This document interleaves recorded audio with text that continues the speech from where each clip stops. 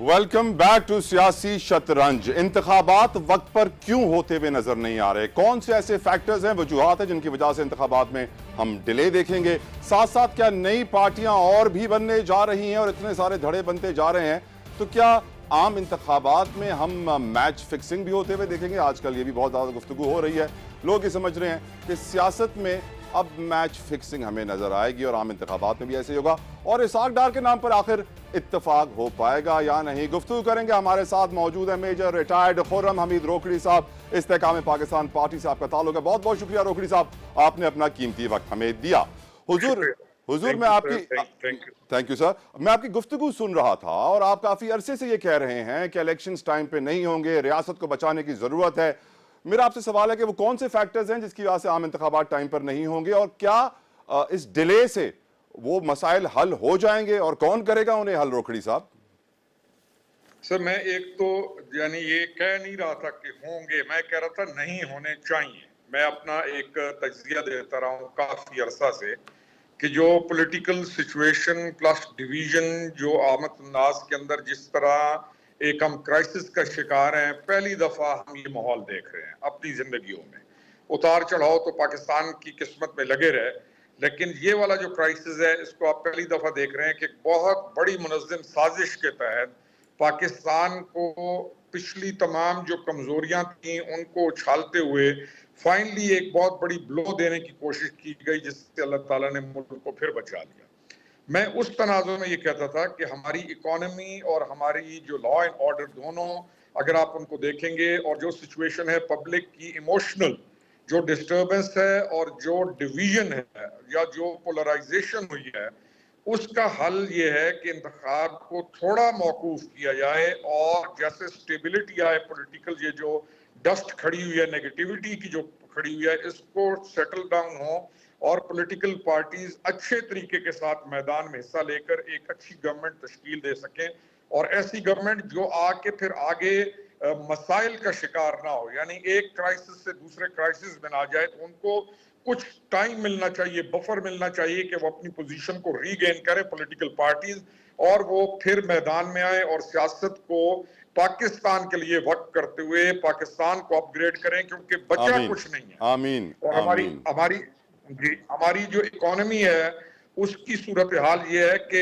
जो गवर्नमेंट जाएगी उसको फिर कोई ना कोई साजिश होगी, जो गवर्नमेंट आएगी गवर्नमेंट उसको गालियां निकलना शुरू हो जाएंगी, और लोगों को जब तक इकोनॉमिक का रिलीफ नहीं मिलता और नए उनको वेन्यूज नहीं मिलते, और आपका जो नौजवान बच्चा है जब तक वो किसी डायरेक्शन में लग के खुद अब स्टेबल नहीं होता और अपनी आप को अपनी बीवी का शादी करनी है, बच्चों के लिए राइट वो सर। कोई फ्यूचर नहीं देखता, तो उस वक्त तक ये बच्चे सारे महरूमी का शिकार होके एक बेबसी भी और नफरत का शिकार हुई सोसाइटी बन सकते हैं। रोकड़ी तो साहब मैं इन तमाम चीजों को जी सर। रोकड़ी साहब आपने पीटीआई को छोड़ के आईपीपी ज्वाइन कर ली है, एक नई पार्टी बनाई है, और जी आपकी जी गुफ्तगू में हमने जी ये सुना है आपके माजी के इंटरव्यूज में कि आपका ट्रस्ट फैक्टर बहुत ज्यादा है, आपको भरोसा है मौजूदा निजाम में और मौजूदा लोग जो इक्तदार में है।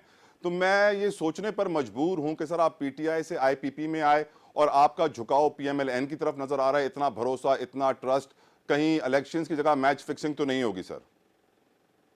नहीं सर, मेरा जो ट्रस्ट है ना वो एक पार्टी की तरफ नहीं है। मैं ये कहता हूं कि शहबाज शरीफ साहब ने बहुत अच्छा वजन उठाया, और जो लोग मैटर करते हैं इस पाकिस्तान में उन लोगों ने बहुत स्टेबिलिटी लाई। मेरा यानी मैं तमाम जो बड़े stakeholders of the country हैं मैं उनको ऊपर ट्रस्ट करता हूं, मियां शहबाज शरीफ समेत के, उन्होंने दे डिलीवर्ड वेरी वेल। और फिर जी सर। सर ये बताइए, इसाक डार के नाम के ऊपर इत्तेफाक हो पाएगा या नहीं? आपसे किसी ने मुशावरत की या नहीं? नहीं सर, नहीं, मेरे से क्या मुशावरत नहीं हुई, और ना आपकी मैंने पार्टी भी ये से? नाम मीडिया पे सुना। नहीं सर, पार्टी से भी अभी नहीं मुशावरत नहीं हुई। मैंने मीडिया पे ये नाम सुना, और मैंने कल भी एक जगह कहा कि अगर कहीं कोई इस तरह धुआं मीडिया पे उठता है तो कहीं कोई ना कोई बात पीछे होती है। यानी आपकी आप पार्टी स्टेक होल्डर भी नहीं है इस वक्त? सर नहीं है, अभी तक ये चीज मीडिया जो तमाम डिनाई कर रहे हैं कि ये बात सिर्फ मीडिया की हद तक है, कोई पार्टी भी इसको ओन नहीं कर रही। लेकिन मैं ये कहता हूं कि कोई जब इस तरह की बात होती है तो कुछ ना कुछ पीछे चीज होती है, लेकिन हम लोग आईपीपी या मैं हम इस पोजीशन में नहीं है कि इस चीज को हम इंडोर्स करें या रिजेक्ट करें। इसके लिए दो जो बेहतरीन पार्टीज हैं वो पीपीपी और तो मुस्लिम लीग आइंदा ये इलेक्शन में रोकड़ी साहब, आइंदा इलेक्शन में इन दो पार्टीज के दरमियान ही मुकाबला होगा, बाकी सब सीट सर एडजस्टमेंट नहीं, करेंगे? हम अपनी नहीं सर नहीं, हमारी पार्टी आएगी और वो तो कहते हैं ना, जब मैदान सजेगा तो फिर जब देखा जाएगा कि कौन पार्टी क्या करती है। हम भरपूर मुकाबला करेंगे और फिर राइट बनता है उन वोटर्स का जो इन पार्टीज में नहीं गए या इन पार्टीज को वोट नहीं देते, वो तमाम वोटर्स का राइट बनता है। तमाम उन वोटर्स को भी, उन हमारे भाइयों को भी, उन तमाम लोगों को कि जो सिटीजन ऑफ पाकिस्तान है, उनको आप डिप्राइव नहीं कर सकते। इसलिए नई पार्टीज का बनना वो पॉजिटिव अमल है, चाहे परवेज खट्टक साहब ने किया, चाहे हमारी पार्टी है। यानी ये एक मजबूत पार्टीज हैं, मजबूत ग्रुप्स हैं, मजबूत इनका हमारा जो हमारे पास भाई हैं जो इलेक्शन लड़ते हैं और फिर लड़ेंगे, फिर इंशाल्लाह जीतेंगे, अपनी पोजीशन को सिक्योर करेंगे। तो हमारे जो भाई, जिन वोटर्स ने हमें वोट दिया या जो हमारे साथ हैं, उनको हक से महरूम नहीं रखा जा सकता। रोकड़ी साहब, तो रोकड़ी साहब, ये सब रिजल्ट्स उस वक्त हासिल होंगे जब साफ और शफाफ इंतखाबात होंगे, क्योंकि सियासी निगरान सेटअप आ रहा है तो फिर साफ और शफाफ के ऊपर बड़े शुकूक शुबात जन्म ले रहे हैं हुजूर। सर मैं आपको बताऊं कि मैं ये क्लेम करता हूं कि जो कुछ भी होगा आगे वाले दिनों में वो बेहतरीन होगा। और आप मेरी ये बात आप आज याद रखिए, लिख लीजिए कि आप आगे वाले दिनों के अंदर ये बहुत बेहतर होगा, बहुत बेहतर होगा सर। इतना ऑप्टिमिज्म कहां से ला रहे हैं रोकड़ी साहब? इतना ऑप्टिमिज्म आप कहां से ला रहे हैं? कौन सी कुव्वतें हैं जो आपके अंदर इतनी पॉजिटिव सोच डाल रही हैं? सर ऑप्टिमिज्म, मैं जमाने को समझ के चलने वाला आदमी हूँ और मैं मैदान में रहकर मामलात को सुलझाने का भी कायल हूँ। ठीक, ये बताइए माशाल्लाह, जो सिचुएशन जा रही है, माशाल्लाह ये बताइए सर, चेयरमैन तहरीक इंसाफ के हवाले से आप भी कई इंकशाफात कर चुके हैं, लेकिन अदालतों में उन्हें रिलीफ मिल रहा है और लग ये रहा है कि वादा माफ गवाहों के होने के बावजूद चेयरमैन पीटीआई का कोई परेशानी नहीं है, और आप खामखा सर ऐसा शोर मचा रहे थे। सर परेशानियां होती हैं, कई दफा परेशानियां दिखाई नहीं जाती और जो अमल किए हुए होते हैं उन अमल से चाहे जितना भी कोई भागने की कोशिश करे, किसी न किसी दिन उन पर गिरफ्त होती है।